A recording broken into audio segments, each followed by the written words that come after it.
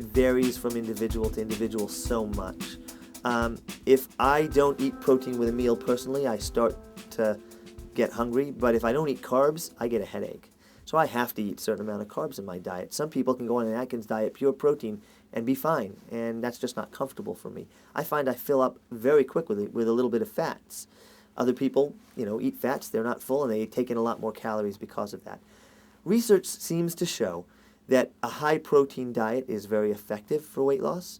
A pure protein diet is almost impossible to maintain and not healthy in the long run, so a sort of Atkins diet. And a low glycemic index has been shown to work. That means carbohydrates that are metabolized more slowly than processed foods like white bread and rice, not so good, pastas, etc. But steel-cut oats, sweet potatoes instead of regular potatoes. These are low glycemic index foods that don't get broken down in your system that quickly. Those help. I mentioned already proteins help.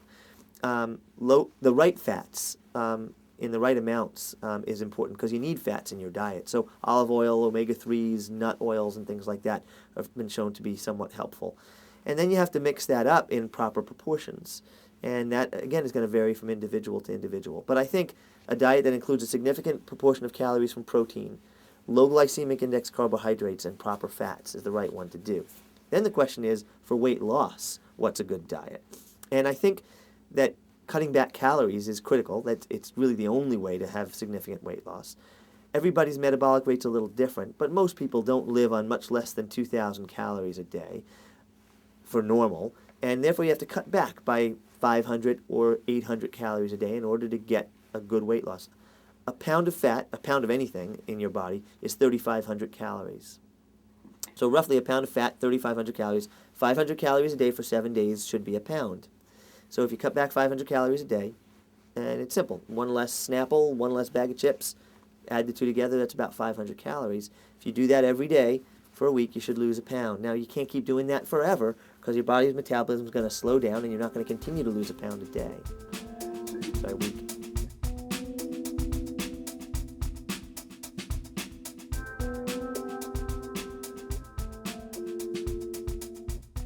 The amount of calories that women need versus that men need does differ. For a man the same height and weight as a woman, it might differ.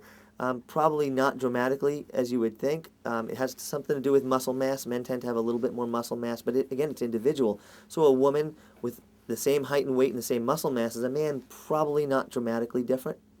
But most women are a little smaller height-wise, a little less muscle mass per that same weight, and therefore their metabolic rate tends to be a little lower. They need a little bit fewer calories. So might be 2,500 calories for a man and 2,000 calories for a woman. It's very individual, though.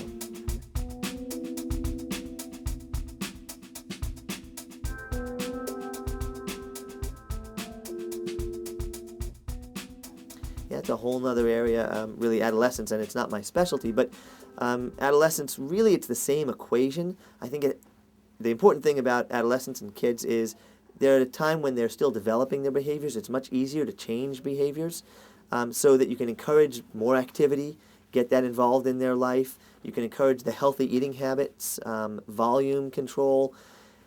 On the other hand, it's very, very difficult when a child is hungry to hold back food from them.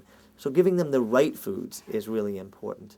And I don't think actually eliminating certain foods that are the wrong foods is the answer either, because you can get that counterintuitive response of, it's held back from me for so long, I just want more of it. And so there has to be that proper balance, and it depends on the child's personality and the parent's parenting style. It's really hard. But again, cutting back calories a little bit has been shown to be the most effective way to do this. On the other hand, in kids that are growing, cutting back calories too much can actually impair, ultimately, growth. And it's been shown that cutting back calories actually shortens children's ultimate height. Now, I think it's much better to be an inch shorter than 50 pounds heavier, and it's a worthwhile trade-off as long as it's done carefully.